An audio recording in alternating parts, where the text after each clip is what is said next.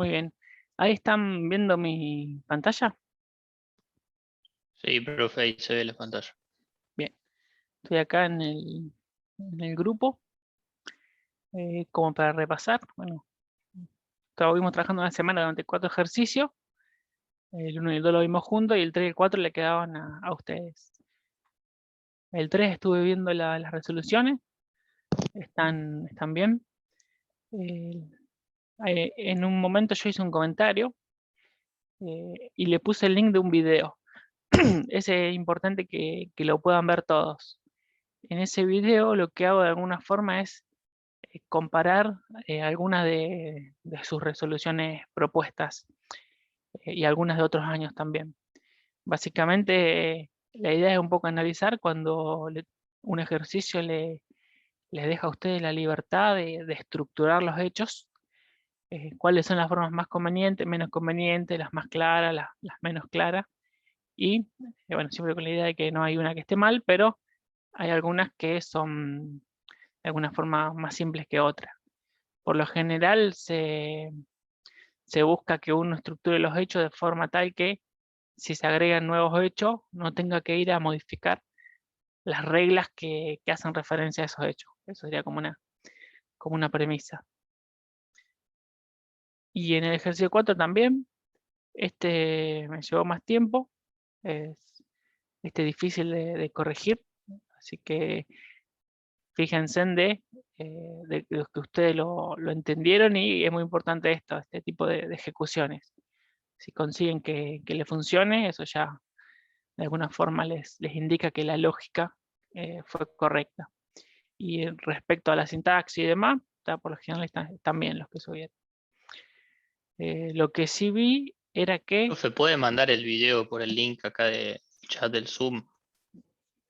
Dale, Gracias. ahí lo mando. Igual está en ejercicio 3. Yo le toqué una opción que decía fijar comentario. Esperaba que de alguna forma lo destaque, pero no, sé que no lo destacó. Profe, estaba más arriba. Más arriba. Sí.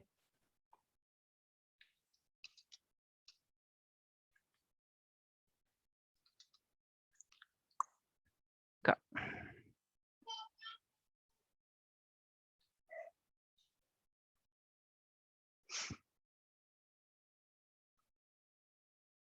Ahí estamos. ¿Esto me lo piden porque tienen problemas para acceder al grupo o algo así? Porque estaba ahí en un comentario. Si tienen algún problema, nos avisen. Bueno, lo que sí noté es que solo 29 estuvieron trabajando, o sea, como máximo 29. Solo tenemos anotados entre formal e informal aproximadamente unos 120 alumnos. Me estarían faltando 90 alumnos que no participaron. Así que la idea sería que los que no lo hicieron aún ya lo vayan de alguna forma encarando para que no se les junten los temas, porque cada tema es como incremental y depende del tema anterior.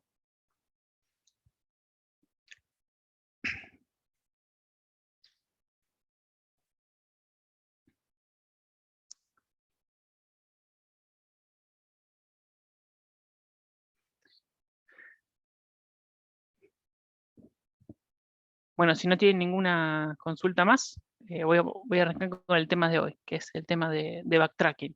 ¿Les parece? Sí, profe. Sí, sí. Buenísimo. Bueno, el backtracking es uno de los pilares de la materia. Resumidamente, cuando ustedes aprueben la materia, van a tener que tener claro lo que es la programación lógica, cómo funciona el mecanismo de backtracking, muy claro lo que es los mecanismos de recursividad y dos tipos de datos, lista y cadena, y una introducción básica a base de datos con base de hechos. Digamos. El backtracking es muy importante, que es uno de los conceptos principales de la programación lógica y que de alguna forma se destaca porque no es evidente. No es evidente en el sentido de que estamos ante un tipo de programación donde hay un motor de inferencia que toma decisiones. Ese motor de inferencia avanza, retrocede, vuelve a avanzar, va hacia otro lado, y ese movimiento lo hace a través de nuestros hechos y nuestras reglas, y nosotros no se lo indicamos, sino que lo hace siguiendo, entre otros mecanismos, el backtracking. Significa que uno va a hacer una declaración del conocimiento y el motor de inferencia va a ejecutar el mecanismo de backtracking para intentar resolver el problema que le planteamos. Pero nosotros recuerden que no le vamos a indicar qué debe hacer. Es muy importante conocer cómo funciona para, de alguna forma, después saber cómo preguntar las cosas y cómo organizar el conocimiento.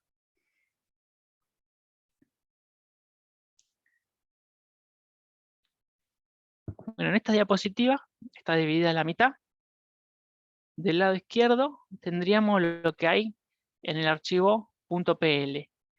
Y del lado derecho tendríamos el shell de Prolog, es decir, desde donde hacemos las preguntas, las consultas, que es que tiene el signito de pregunta y nosotros escribimos algo, donde escribimos los objetivos. Entonces fíjense, del lado izquierdo tenemos los hechos primero, que son auto y deuda. Fíjense, auto tiene dos argumentos, patente y dueño, y deuda también tiene dos argumentos, patente y monto. Estos son comentarios para que sepan, para poner un acuerdo en el significado de cada argumento. Y después hay una regla, que dice que es deudor una persona, si solo si hay un auto que tiene una patente y corresponde a esa persona, y hay una deuda para esa patente. Entonces vamos a llamar desde la consulta a es deudor Pedro. Cuando hacemos esto, ¿qué es lo que está pasando? ¿Se acuerdan que hay dos tipos de variables? Una que son las variables instanciadas y la otra es las variables sin instanciar. Cuando yo declaro una regla, la variable que hay en el argumento es una variable sin instanciar porque no tuvo valor. Cuando yo llamo a un objetivo y le pongo es deudor Pedro, lo primero que hace el motor de inferencia empieza a recorrer todo el archivo PL buscando que haya algo que unifique en el sentido del predicado. Entonces encuentra que hay una regla que se llama deudor y que nosotros llamamos a una regla también que se llama deudor. Entonces ahí unifica el nombre del predicado. Entonces, en este caso el nombre de la regla. Y como esta variable persona no tiene a una instancia, el valor Pedro se copia en ella. Entonces uno entra dentro de la regla con persona valiendo lo que le mandó por argumento, Pedro.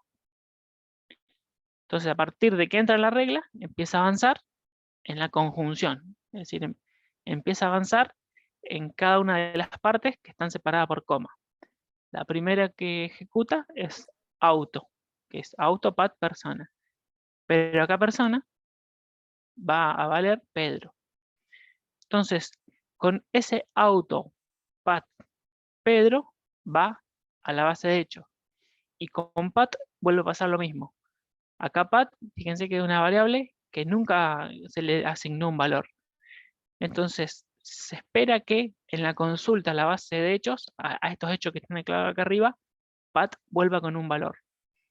Entonces estoy llamando pat, variable sin instanciar, Pedro. Entonces el motor de inferencia arranca y empieza uno a uno, de arriba hacia abajo, izquierda a derecha, a ver los hechos que se llamen auto. Entonces se fija, auto, dice, tiene dos argumentos. El argumento que tiene un valor es Pedro y coincide. O sea, decir que hay una unificación. Entonces, las variables que no están instanciadas toman el valor de los argumentos que tiene ese hecho.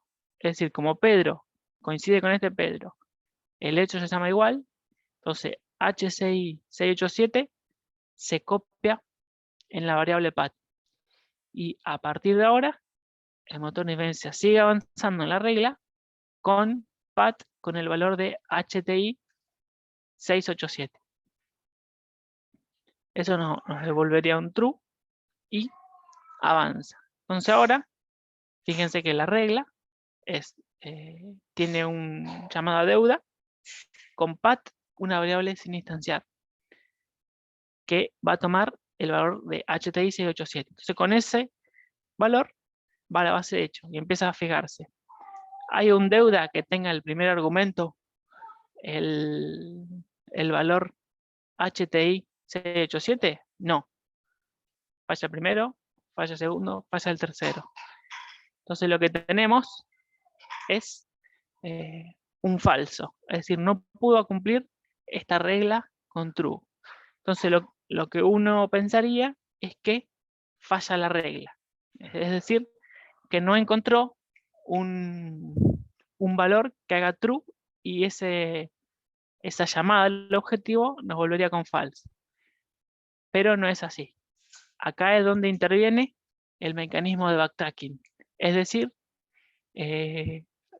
sucede que el motor de inferencia, por cuenta propia, al encontrar un falso, vuelve hacia atrás, adentro de la regla, en el interior de la regla, en las conjunciones, y desinstancia las variables que instanció y va en busca de nuevos valores para esa variable dentro de la base de hechos. Es decir, intenta de nuevo satisfacer el objetivo. Significa que vuelve hacia atrás, la variable path que tenía HTI 687 deja de tener ese valor y el motor de inferencia marca un puntero. Significa que hasta acá fue lo que buscó. Entonces sigue buscando hacia abajo. Este no tiene Pedro, este sí tiene Pedro. Entonces, como Pedro unifica con Pedro, ahora el valor que se copia es GQM 758. Y con ese nuevo valor vuelve a avanzar. Es decir, avanza nuevamente en el contexto de la regla y ahora va a buscar una deuda para la patente GQM 758. Esa deuda acá no la encuentra, pero acá sí. Como tiene anónima, no interesa el segundo argumento, entonces da true. Y lo que vemos por pantalla es un true. Eso es todo lo que vemos nosotros cuando lo ejecutamos desde el shell. Lo que le fui mostrando es todo lo que hace por dentro. Entonces, mecanismo de backtracking. Tienen que pensarlo así. Yo tengo una base de hechos que los pongo uno abajo del otro, pero el motor de inferencia hace como algo similar a una búsqueda en árbol. Eso lo vamos a ver más adelante, pero básicamente se organiza y va expandiendo la rama de los árboles y cuando llega a un nodo que es hoja, ese nodo puede encontrar un true o un false. Puede ser que haya encontrado el objetivo o no. Entonces, el mecanismo de backtracking le da una solución a eso en el sentido de que da un paso para atrás hacia el punto donde se instanció la variable que de alguna forma produjo el fallo y le busca otro valor. Y es muy importante tener en cuenta que eso lo hace ubicando un puntero en la base de hechos. Es decir, si falla no es que siempre vuelve de arriba. Ya sabe cuáles son los que ya evaluó y si de alguna forma fallaron, continúa a partir de esos, ya sabiendo que fallaron. Profe, eso de que va para adelante y para atrás se puede ver bien, creo, en el G-Trace, ese que vimos el otro día. Exactamente. Ahora en un ratito lo vamos a hacer así. Profe, Pero, y una pregunta, cuando tenés, no sé, una base de hecho que tenés 100.000 registros, eso que es como secuencial que va de arriba para abajo, sí, el tema de la eficiencia y eso, sí, en este tipo de sistemas hay un trabajo del administrador de la base de hechos, que es un trabajo que implica ordenar el conocimiento. Es decir, se tiene que ordenar los hechos más probables en relación a su uso, de arriba hacia abajo. Nosotros tenemos un trabajo práctico que se basa en un sistema experto que, como para que tengan una idea, que se basa en el sistema, ¿vieron Akinator, que te adivina las preguntas? La idea es, uno se pregunta, ¿cuáles son las preguntas que me hace primero? Bueno, son las preguntas que tienen más información, las preguntas que me dividen el problema de mejor forma. ¿Y por qué me la pregunta primero? Porque de alguna forma hay todo un mecanismo o hay operaciones que uno hace para ordenar, que es algo que no se ve en el tipo de base de datos que uno conoce.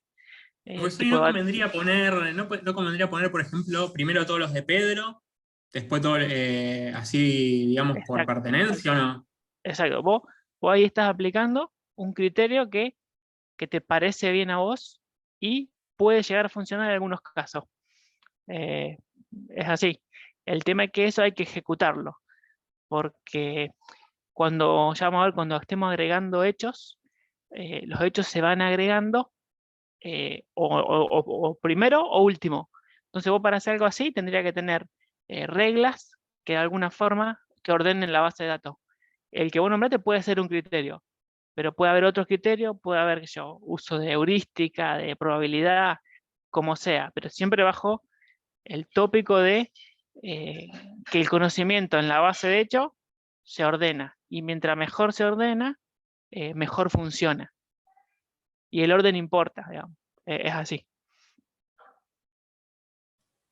Profe, ¿y eso de descartar lo que ya visitaste vendría a ser como podar la rama? Claro, exactamente. Es así. Es así. Yo no los quiero presionar porque ya es difícil visualizarlo así. Si ustedes tendrían que en su mente dibujar un árbol, se les complica más todavía, pero a medida que avancemos con los trabajos prácticos y demás, deberían poder terminar viendo esta base de hecho y el mecanismo de backtracking como un problema de búsqueda en árbol con un mecanismo de primero en profundidad. Pero es así. Como descartó la rama, ya esa no le evalúa y sigue en la próxima. Todo recursivo. Exactamente. Vuelve al nodo inmediatamente anterior y después avanza. Y es lo interesante, que eso lo hace automáticamente. O sea, el motor de inferencia funciona así, como un mecanismo de búsqueda, primero en profundidad, que se explica así como lo estoy diciendo, que elige uno y avanza con el próximo, si falla vuelve atrás y elige el próximo, pero en realidad es un trabajo complejo de- más similar a una estructura de árbol. Y una vez que lo encuentra, ¿sale o termina de recorrer? Una vez que lo encuentras, te muestra el true, y vos le podés poner punto y coma si querés que siga buscando, o enter y termina. Cuando encuentra algo, o sea, cuando llega una hoja, por así decirlo, que dio true o false, te muestra. En realidad, en este caso, como es automático, solo te va a mostrar los true, porque los false solito va a hacer el backtracking y va a buscar el próximo valor, por cómo está pensada esta regla de ejemplo. Pero uno le dice que siga o que termine ahí. Ahora eso lo vemos.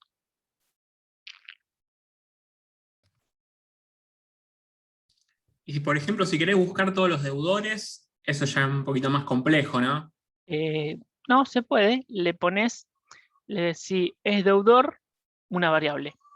X, claro, deudor Claro. X. Entonces ahí te va a tirar el primero, el segundo y el tercero, o los que haya. Y por ¿Y qué te los adentro, muestra?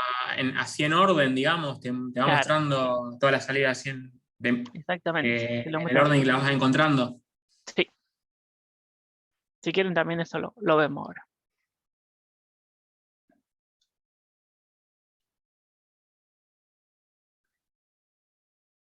Bueno, paso a paso entonces, en el contexto de conjunción, esto es importante porque el backtracking ocurre adentro del cuerpo de una regla.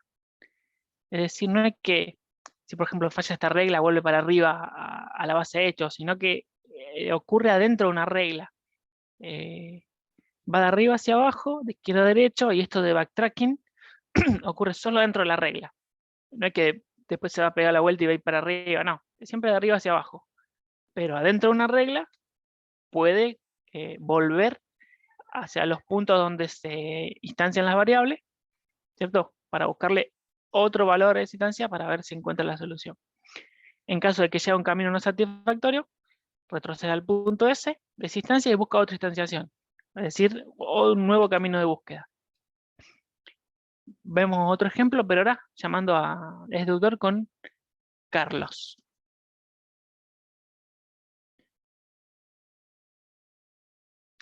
Ocurre todo lo mismo, pero como puse Carlos, el primero que va a encontrar,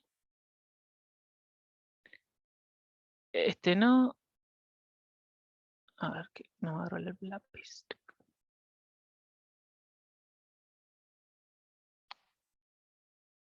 Este no, este no, este no, agarra Carlos.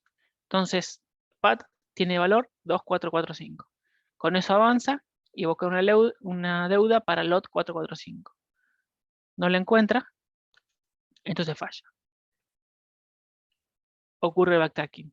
Vuelve para atrás, desinstancia Pat y sigue a partir de acá buscando otra que unifique. Pero ¿qué pasa? No hay más Carlos. Entonces falla. Y cuando falla, hace que falle toda la regla. Y ahí sí te devuelve falso. Este falso significa que falló la regla. Y digamos el mecanismo de backtracking llega hasta ahí. Siempre adentro de la regla. No consiguió armar una estructura de búsqueda que dé un true.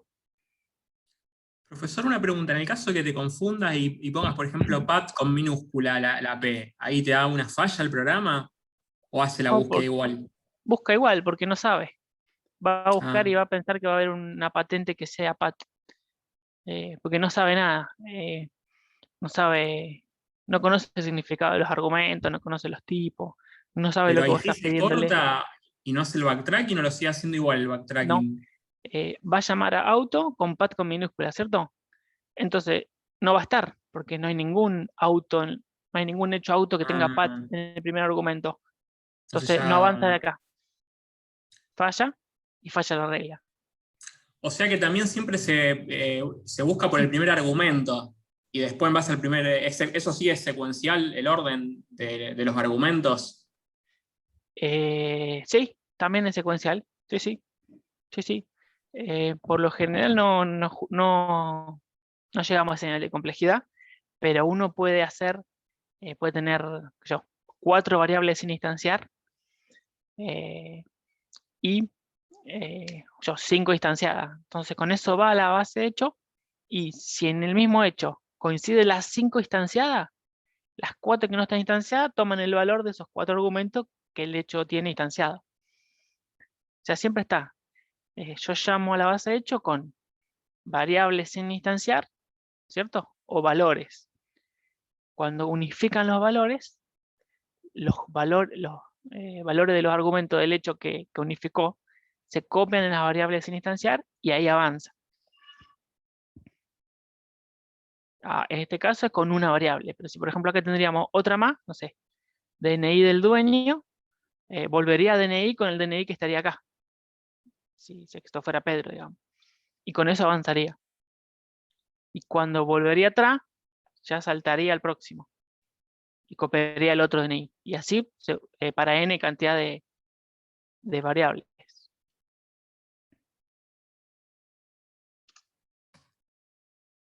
Y si, por ejemplo, querés obtener la deuda, no, eso ya no, ya sumar eso no lo hace, ¿no? Por Lo tenés ejemplo, que hacer vos. si. Lo tenés que hacer vos. Lo tenés que Claro, plantear vos. lo tenés que plantear vos y eso lo vamos a ver como lo vamos a ver en la clase que viene. ¿Por qué? Porque como un auto puede tener más deuda, vos necesitas un mecanismo que itere. Iterar en el recorrido de los hechos. Y ese mecanismo de iteración de buscar más de una deuda, nosotros lo resolvemos con recursividad. Entonces, cuando aprendamos a recorrer recursivamente, vamos a poder ir recorriendo todas las deudas que sean de, por ejemplo, de una persona. Básicamente a esa persona le va a sacar la patente de sus autos y va a buscar las deudas de esa patente y eso lo va acumulando en un contador. Pero eso es dentro de una regla recursiva. Ah, Ahora trabaja así estamos así. con variables así temporales o Sí. acumuladores. Claro, cualquier variable que vos declarás adentro de la regla, solo es visible adentro de la regla. Entonces ahí después vamos a ver que necesitamos enviarle variables como argumento, que tomen un valor y ese argumento después se devuelve y demás.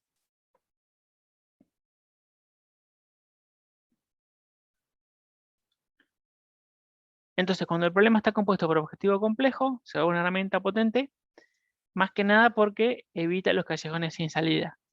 ¿Vieron el ejemplo, como yo se lo planteaba antes, que es un árbol que expande sus ramas y llega a una hoja y esa hoja no es satisfactoria? Bueno, normalmente en otro tipo de lenguaje vos eso lo tenés que manejarlo, tenés que decir, bueno, ahora ¿cómo hacemos que siga si no encontró lo que quiso?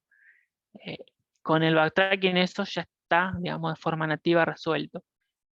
Cuando no lo encuentra, ejecuta backtracking y busca dentro de sus posibilidades encontrar un true, volviendo para atrás todas las veces que haga falta en el contexto de la regla. ¿Alguna pregunta? Lo que mencionó recién, por ejemplo, en los lenguajes procedurales sería, por ejemplo, un while que no le pones la condición de fin y entra como en un loop, una cosa así. Esos serían los No, callejones sin salida. sería,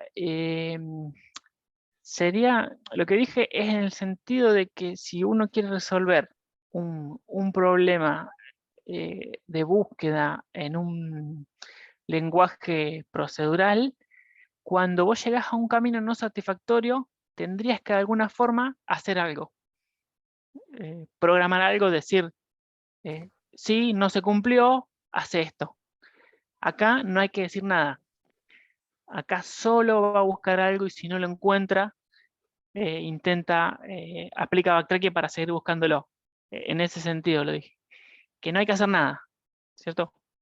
Hay que ordenar el conocimiento y después consultarlo y saber que cuando no encuentre algo, solo va a intentar, ejecutando el mecanismo de backtracking y otro mecanismo, encontrarlo. Y uno va a leer el código, digamos, y no va a ver nada. De que esté diciendo if tanto, seguí por aquel lado, seguí por este lado, no va a haber nada. Va a haber solo declaración de conocimiento. Y el motor de inferencia hace eso por atrás sin que uno le dé ningún tipo de indicación. Más relacionado con recursividad, por ejemplo, un algoritmo A estrella o lo que usa Google Maps para encontrar la ruta más rápida, está más relacionado con eso. Totalmente. En la teoría es como que está más relacionado con la forma en la que funciona nuestro cerebro.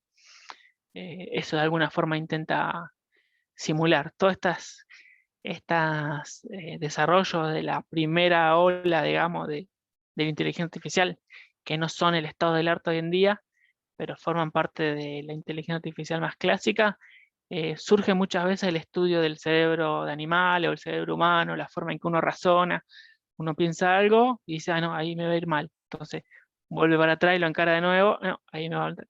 Y eso lo hacemos de forma inconsciente. Va por ese lado también, digamos. Claro, las redes neuronales usan backtracking, ¿no es cierto? Claro, también las redes no usan backtracking, pero lo hacen de otra forma. Hay un mecanismo de backtracking que tiene otro significado. Pero también, digamos, es un concepto similar, en este caso con otro significado, porque ahí se tiene que programarlo, digamos. Se programan mecanismos para que las redes aprendan y ajusten sus pesos. Y el backtracking es de alguna forma el mecanismo que se usa para que se vayan entrenando también de forma iterativa. En este caso el significado es que uno, o sea, lo que queremos que ustedes se queden es que hay un comportamiento que ejecuta el motor de inferencia que lo hace siempre de la misma manera y ustedes no tienen que hacer nada. Tienen que comprenderlo para de alguna forma lograr que funcione. Entonces, cuando ustedes tienen que resolver un ejercicio, tienen que pensar, por un lado, cómo organiza el conocimiento y por otra, qué es lo que va a hacer el motor de inferencia, cómo va a funcionar, para que después ese ejercicio resuelva lo que ustedes quieren.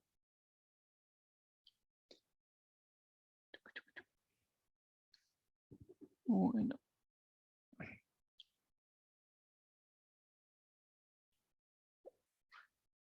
Vamos a ver, ustedes me confirman, ahora están viendo mi navegador. Sí, Sí, profe. sí, sí. Perfecto. Buenísimo. Bueno, como en la clase pasada no pudimos ver cómo se hace desde Windows, esta clase la doy desde Windows. Básicamente, este es el Swift Prolog que instalaron. Van a File, New, y escriben ejercicio 05, por ejemplo.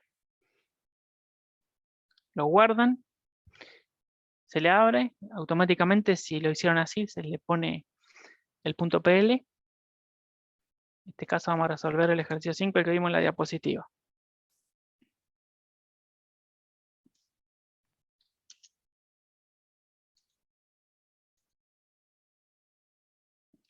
El Swift Prolog es más rústico que el Visual Studio en algunas cosas, pero tiene algunas ayuditas que están interesantes a la hora de programar ahí. Por ejemplo, los colores con los que te pinta las cosas. Cuando aparece naranja significa que el error está ahí. Los hechos que están con nombre rojo son los que no, de alguna forma no han sido utilizados. Y ahora vamos a ver alguna otra cosa. Vamos a resolver este ejercicio que ya está en la diapositiva, pero igual resolvemos. Dice, escribe una regla que permita determinar si una persona tiene un auto con deuda. Entonces decimos, ¿es deudor X? Sí, solo sí. Hay un auto que tenga una patente y le pertenece a X. X es el propietario. Fíjense, si yo pongo punto ahí, auto se puso en negro porque lo estoy llamando. Deuda se puso en rojo porque no lo estoy llamando. La variable X quedó con un marrón clarito y la variable pat quedó con un verde en un marrón en negrita. Esto significa que es una variable que no se está usando. Y eso por lo general es un error. Digo por lo general porque puede haber algunas excepciones en las cuales no sea un error. Pero en la mayoría de los casos, cuando yo declaro una variable una única vez y no se declara más adentro de la regla, posiblemente esté mal. Ustedes hacen control S, guardan el archivo y después van a compile buffer, y en este caso le dice un warning, singleton variable. Una variable se declara en el cuerpo de la regla, pero se declara una sola vez. Entonces su contenido es imposible que se utilice. Cuando uno hace el compile, en el shell se ve el mensaje. En este caso, te da el warning. Vamos a ir con la regla. Entonces, y tiene que haber una deuda con esa patente y un monto. Acá de nuevo, como yo lo que quiero saber es si hay una deuda, fíjense que no me interesa el monto. Con que saber que tiene deuda, ya está. Entonces, en ese caso, en vez de dejar una variable singleton, le ponemos anónimo. Y ahí que usé deuda, fíjense, deuda se puso en negro y no me quedó ninguna variable en negrita y no hay ningún color naranja que me indique error.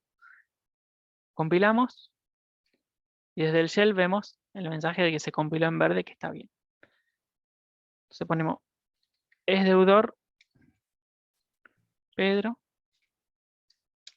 dice que true. Podemos preguntar si hay algún deudor, true. Y acá lo que habíamos dicho antes, una lista de los deudores. Damos enter, después punto y coma, punto y coma. Ahí me fue mostrando todos los deudores. ¿Hasta acá? ¿Venimos bien? Sí, Cada vez sí, que profe. modifican algo, Sí, sí. control S, compile buffer. Bien, entonces vamos a meternos en gtrace. Escribimos gtrace. Se abre el gtrace. Y vamos a poner si es deudor Pedro. Se abre la ventana. Entonces nosotros acá vamos a avanzar. X viene con valor Pedro. Entonces le ponemos barra espaciadora. ¿Cierto? Con valor Pedro, pat, lo busca y lo encuentra acá. Pat ahora vale HTI. Con eso avanza. Se va a buscar una deuda con pat que valga HTI. No la encuentra. ¿qué hace? Vuelve atrás. X tiene valor Pedro, entonces va a copiar JQM en PAT. Y lo copia. Y con eso avanza. En este caso, esa patente sí tiene deuda. Entonces termina y me muestra que es true. Ahora vamos a hacerlo con una variable. Entonces arranca.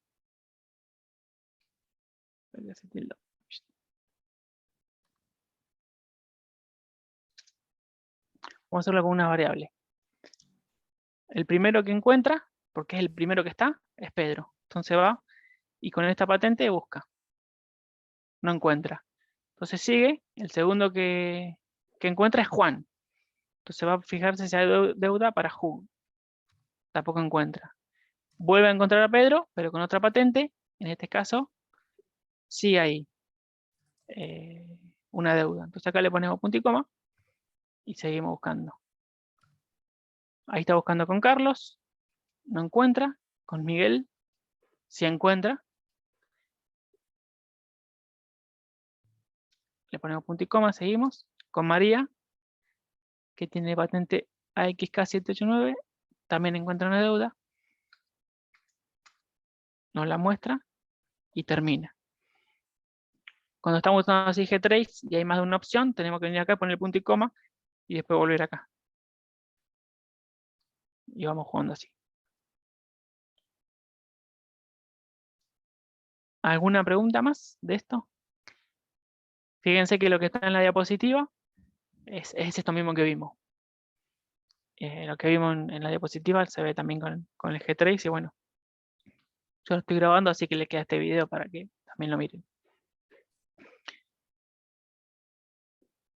Ese sería el ejercicio 5. La idea es que hagamos para la clase que viene, hagamos hasta el 8. Hagamos 5, 6, 7, 8. Que todos ustedes puedan hacerlo. El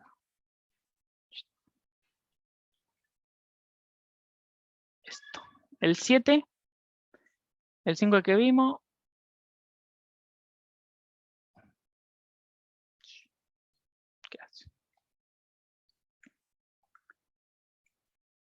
El 6 se trata también, similar al 3, se trata de que ustedes deciden cómo estructuran los hechos. Entonces ahí está bueno también que piensen, digamos, de qué forma le dan a los hechos, cuánta cantidad de argumentos y demás, y que piensen también que lo están resolviendo con el mecanismo de backtracking. La idea es que ustedes intenten declarar el conocimiento de la forma más clara posible y que sea el mecanismo de backtracking el que haga el trabajo para buscar, en este caso, si hay posibilidad que se forme o no una banda en una determinada ciudad. El ejercicio 7 dice escribir un programa que simule una calculadora y tenga, dice, la posibilidad de ejecutar varias operaciones matemáticas. Para este ejercicio yo acá les dejé un enunciado, porque la idea es que este ejercicio, que ya que es como una calculadora, lo usemos para aprender a hacer menús.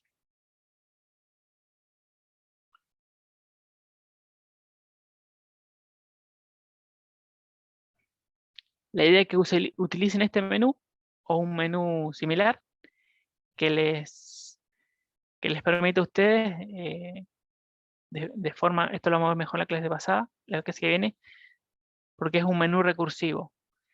La idea es que yo le doy este menú y ustedes programen las opciones que tienen que ejecutar esa calculadora del enunciado. Fíjense que acá hay también está la introducción de dos conceptos, que es el write, escritura por pantalla, y el read, lectura de teclado. Es decir, cuando ustedes quieren mostrar un mensaje por pantalla, pueden poner write o write line, sería write ln, y cuando quieren leer un valor del teclado del usuario, lo hacen poniendo un read. esto desde el Prolog les va a hacer que ustedes escriban algo, ¿cierto? Entonces ustedes escriben el valor, lo que sea, y tienen que poner punto enter. Si no ponen punto enter, no les toma el valor al read. Y con esta estructura de menú, que fíjense de repasarla, estudiarla, ustedes completan las opciones de la calculadora, las opciones que le hagan falta, y una opción por cada una de las operaciones matemáticas que pide el ejercicio. Este menú lo vamos a ver mejor la clase que viene porque es un menú recursivo, que es el tema de la clase que viene. Fíjense en que se llama a sí mismo, termina llamándose a sí mismo. Entonces, adentro de este menú va a estar corriendo, y a menos que se ejecute alguna opción que lo haga salir del menú, va a estar corriendo adentro de él indefinidamente. Profe, ¿y cómo se imprime el valor de una variable por pantalla? Write line y la variable. Claro, O sí, PC write entre line. paréntesis. Está bien. Sí. Write y no sé, pone así, decir así. Profesor, ese menú es una regla que está así, menú 2 puntos guión. Exacto. Acá son todas reglas. O son hechos o reglas, todo. En este caso, como no tiene... ¿Y cómo se interpretaría? ¿Cómo se leería? Que, digamos, pues son todas condiciones, ¿no? Son una conjunción de todas esas condiciones. Claro, para que lo ejecutamos. Compile buffer. Una vez más. Acá salimos del trace.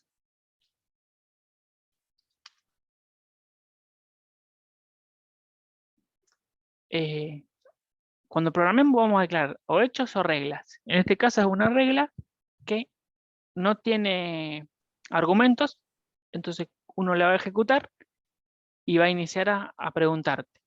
Entonces, ustedes ponen este menú y después las opciones las van a tener que programar. Después vienen acá, una vez que compilaron, ponen menú punto y ahí arranca el menú.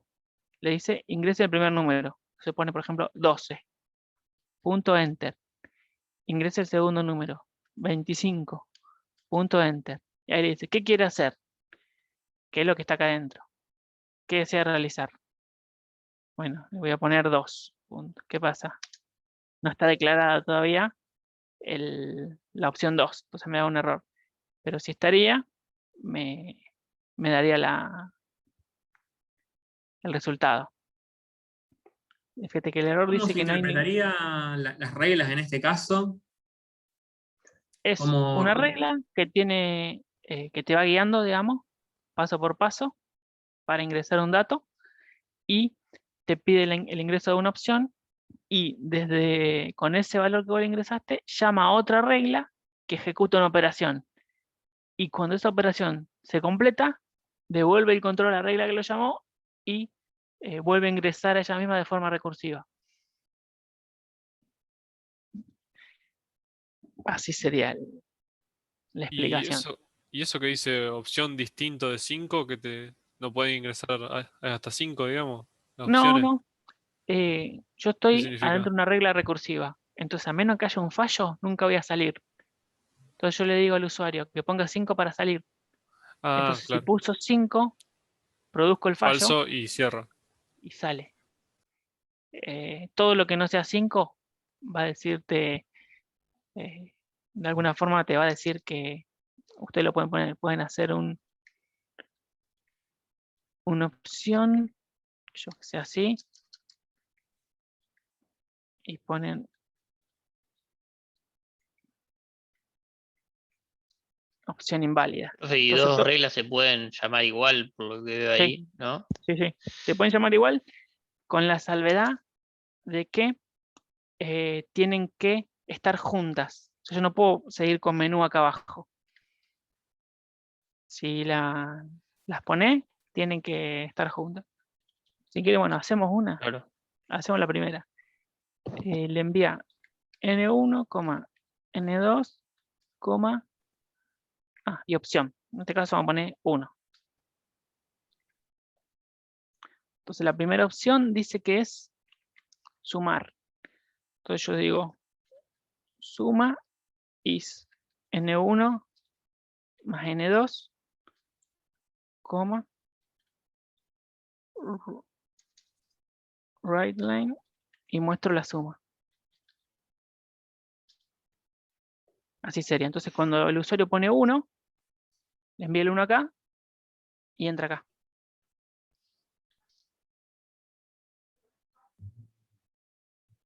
Entonces ahí le decimos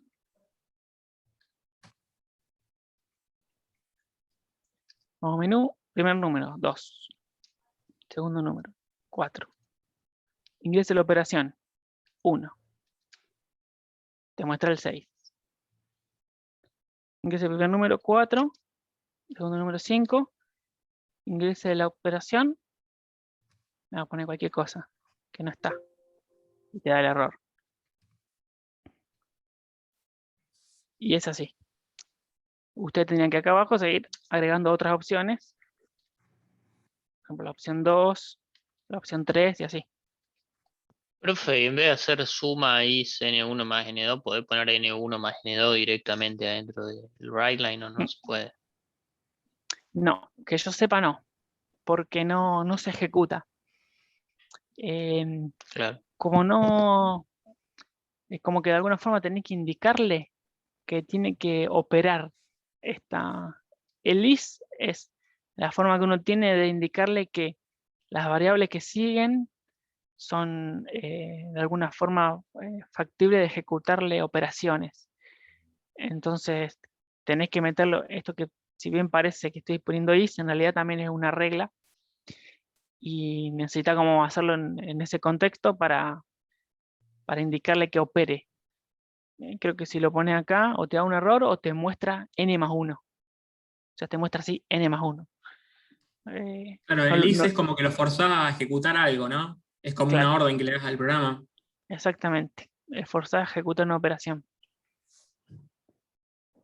Porque ¿viste? Tiene varios valores. Valores simbólicos, valores y demás. Entonces, con esta forma, tenés que crear una variable que solo sirve acá adentro, pero bueno, funciona.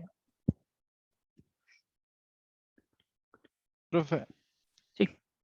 no entendí bien la última regla, la opción con los guiones bajos. ¿Qué hace? Cuando vos pongas esta read opción, te pueden escribir cualquier cosa, ¿cierto? Si te ponen 1, ¿cierto? Va a entrar acá. Si te ponen 2, va a entrar en la que vos pongas 2. Ahora, si te ponen cualquier cosa que no sea ni 1, ni 2, ni 3, ni 4, ni 5, debería de alguna forma decirle que esa es inválida. Entonces acá, poniendo la anónima acá, cuando no ingresó ni en 1, ni en 2, ni en 3, ni en 4, debería ingresar acá adentro y mostrarte algo. Está bien, ahí entendí. Porque la primera opción daría falso, entonces seguiría la otra opción. Claro. Si no, nunca entraría. Ahí yo escribí mal, pero vamos a nuevo, fíjate. Si pones 1, va a entrar acá. Si pones 2, va a entrar acá. Ahora, si la persona te pone 6, que no existe una opción con el 6 acá, va a entrar acá adentro. Vamos a probarlo. Llamamos a menú. ¿Qué pasó? Ahí está. Ingresa un número. 6. Segundo número, 7. Vamos a ponerle 58. Opción inválida. Y te lleva de nuevo esa opción inválida, hace que esta opción con la opción inválida se ejecute y vuelva a menú, vuelva acá arriba y te vuelve a preguntar todo esto. Y así sigue. Y si le pones 5, ¿cómo interpreta que tiene que salir? Porque este va a valer 5, entonces dice, opción, ¿es distinto de 5? Falso. Como es falso, hace backtracking. ¿Cierto? Pero, eso a su vez es una regla también, esa opción distinto de 5, claro. Claro. Es un hecho, quiero decir, que claro, conforme a la regla. Claro. Hace como opción, no es distinto de 5 porque vos le pusiste 5, falla. Intenta buscar otro valor para opción, pero ¿qué pasa? El read no es factible de backtracking. En esta no se puede hacer backtracking, tampoco. Termina fallando la regla. Cuando falla la regla, el motor de inferencia, ¿qué es lo que hace? Intenta buscar otra regla con el mismo nombre, pero que le dé true. Entonces sigue buscando para abajo y encuentra menú acá abajo y te muestra Dios. O sea, tanto en los hechos como en la regla, si falla, el motor de inferencia continúa buscando una que cumple la condición. Entonces, al fallar esta operación y no haber factibilidad para la ejecución de backtracking, falla esta regla. Entonces el motor de inferencia sigue buscando un menú, porque lo que nosotros le mandamos es menú como objetivo, y termina encontrando esta que está acá abajo puesta a propósito, que le da el mensaje de adiós. Esto Si de lo nuevo, nombras diferente, es lo mismo. Por ejemplo, si le pones arriba menú 1 y abajo menú 2, digamos, sí, hace lo mismo, ¿no? en este caso sí. Lo que no funcionaría es que pones esto arriba. Si vos pones esto arriba, acá al principio no funcionaría porque cuando vos llamás a menú, yo llamaría acá a menú, Acá ya directamente. acá me debería decir adiós. Ahora no se está ejecutando. Me debería decir adiós y listo. Porque es lo No primero entra que nunca encuentra. la otra regla, claro. Pero, profe, si le pone distinto nombre, o sea, al menú de abajo, bueno, que ahora está arriba, ¿no lo busca porque llamó a menú adentro de menú?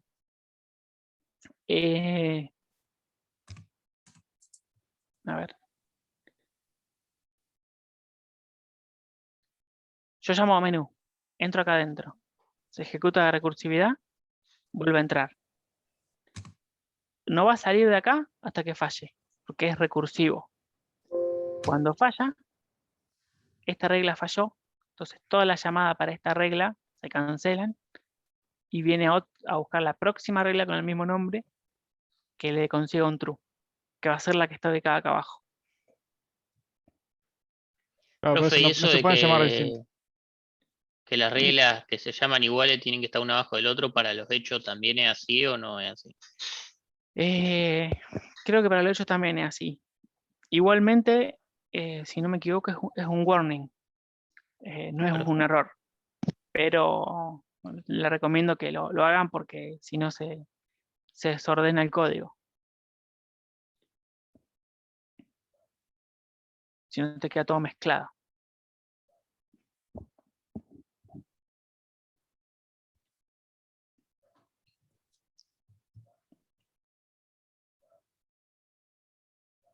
¿Alguna otra consulta? Una pregunta. Cuando al llamarse recursivamente el menú, si hacemos 20 cálculos, ¿se formaría una pila de 20 veces que se fue llamando el menú? Sí. Bien. Pero no hay problema, porque cuando vuelve no hace nada. Se acumula la pila una vez por cada vez que ejecuta, pero digamos, no pasa nada. No hay nada que quede afectado, digamos. Bien, gracias. De nada. Pero sí, A mí eso. no me quedó claro si el menú donde escribe adiós puede tener otro nombre, como preguntó uno de los chicos. Claro. Cuando yo llamo. No puede, sí. Cuando yo llamo a menú, acá, lo que estoy diciéndole a Prolog en realidad es preguntándole si el objetivo menú es true o false. Entonces, lo que está haciendo Prolog, como es lo que hace siempre, es buscando un true para menú. Está queriendo que haya una regla menú que le dé true, para mostrarnos que la cumplió, ¿cierto? Ahora nosotros nos aprovechamos de eso para que de forma recursiva nos permita iterar sobre esa regla. Entonces, cuando él se mete acá, en el motor de inferencia, y te pregunta la opción y ejecuta la opción y vuelve, todo lo que está haciendo es queriendo buscar un true para el menú que vos le pasaste por el shell. Lo va a seguir ejecutando hasta que uno le diga, fuerce que opción valga 5. Entonces en ese caso, este menú va a fallar, como lo explicamos antes. Entonces, ¿qué hace el motor de inferencia? Dice, este falló, pero igual yo quiero, yo sigo buscando un true. Entonces, continúa buscando de acá para abajo una regla menú que le dé true. Entonces, por eso de esta, salta a esta, que tiene que tener el mismo nombre porque lo que yo llamé se llama menú. Entonces, tiene que tener el mismo nombre. Y al tener solo un mensaje de write, no puede fallar. Entonces, esta le devuelve true. Y ahí, digamos, termina la ejecución. Claro, Pero sí. yo había entendido que podía tener otro nombre, por eso entonces no me terminaba de convencer. Está bien, No. tiene que tener Si el mismo tendría, nombre. si tendría otro nombre, la ignora completamente. Porque nunca ingresa ni se entera, digamos. Porque está buscando menú. Ok, entendido. Gracias.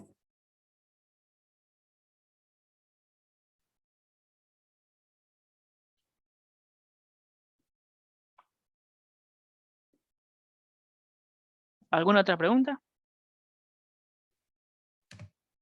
No, profe, por el momento. Buenísimo. Bueno, cualquier otra pregunta que tengan en el foro. Recuerden que la idea es que sigamos trabajando así, pero con los ejercicios 5, 6, 7, 8. Que lo intente resolver para la semana que viene y espero que sean más los que se sumen, porque nos faltan varios alumnos.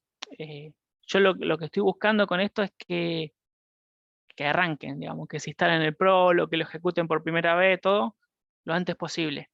Entonces, de alguna forma les pido que lo hagan en sus máquinas, que si surge algún problema, nos avisen, lo resolvemos, lo pregunten en el foro, lo que sea, pero que todos tengan el Prolog instalado y mínimamente ejecutados los ejercicios realizados, como para que arranquen a asimilar los conceptos que vamos viendo. Profesor, ¿el parcial también va a ser así con el Prolog? Vamos a tener que, digamos, hacer el ejercicio que nos den en la práctica con ese Prolog. Posiblemente. No sabemos porque el año pasado nos agarró la pandemia y la metodología que usamos para el parcial fue un tanto improvisada. Entonces la estamos repensando. Entonces no hay seguridad sobre cuál va a ser la metodología del examen que vamos a usar este año. Pero lo que sí es seguro que tienen que tener el conocimiento conocimiento para resolver la práctica, lo tienen que tener claro, digamos. Sea que se lo tomemos así o con alguna otra modalidad, tipo de pregunta y respuesta o como sea. Una consulta, profesor. ¿Va a ser un examen para cada turno o nos van a sumar todos a un mismo salón? Eso no lo sabemos. No lo sabemos. Porque todavía no hablamos con Laura de la metodología ni nada para el examen. No. Lo que usamos a fin de año pasado era todos en el mismo momento con múltiples enunciados. O sea, era random. Yo había hecho 30 enunciados y se les asignaba random a cada alumno los ejercicios. Pero eso fue año pasado y todavía no lo hablamos para este año, cómo va a ser la modalidad. Profe, ¿y la teoría que es múltiple choice o desarrollo oral? Oral no creo que sea, usamos un montón. No lo hablamos todavía con Laura, la metodología del examen. No está todavía conversado.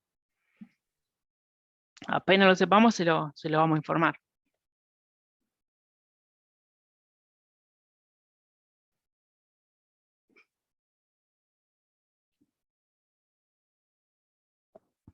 Estoy viendo ahí un mensaje. Dice, ¿te tira error la ruta? Bueno, fíjense, si le tira error la ruta, presten atención al color naranja. El color naranja en el editor acá te dice si está mal la ruta. Muchas veces lo que pueden probar es barra común, barra invertida, comilla simple, comilla doble, evitar espacio en el pad, evitar ñ en el pad. esas son pruebas a realizar si le falla por algún... Y las combinaciones, digamos, de eso. Si le falla el pattern. Profe, ¿cómo era que se salía del modo trace? Se pone no trace, punto, y te pasa a modo debug, y no debug, punto. Buenísimo, gracias. Profe, ahí me surgió una duda. En la suma, resta ahí en las opciones, siempre te va a devolver, digamos, un true o false. ¿Hay Sí. alguna forma de usar que te devuelva un resultado numérico y poder usarla en otra operación, por ejemplo, Claro, en sí. otra función más Sí. arriba? Haciendo así. Pone coma acá y pone suma. Ah, te la devuelve por ahí. Entonces, en vez de ponerlo con write, pone acá y acá pones un write. Pone el resultado es coma write suma coma y acá también lo tenés que agregar. Entonces así, de alguna forma te lo trae, digamos, al nivel de menú. Claro, listo. Se Gracias. ejecuta, este se copia acá y después acá se usa.